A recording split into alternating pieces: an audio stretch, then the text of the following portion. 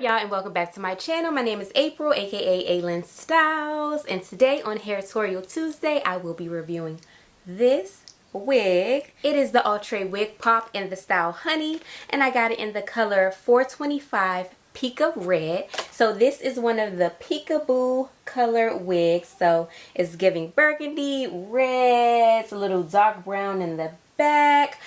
I think the color is so cute. Of course, I definitely will have to get used to the style. You know, this is definitely something new for me, but I think it's super cute. Now you probably saw in the video I had on a navy blue top, but I decided to go ahead and change it and put on white, and I think the white definitely gives it more of a pop. Yeah, she's very cute. She's kind of reminding me of Tracy Braxton. Rest in peace to her. But she is super cute. I don't like it so straight comb, straight out of the box like this. I like it like a little bit messy. I like it like that. She's cute, like a little tuck behind the ear, something like that. Make it look a little more natural.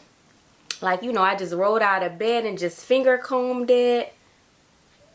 So yes, this is definitely something new for me, but I think I like it. I've never tried this color before. Well, yeah, I have tried a red before, but I've never tried this length on a wig before.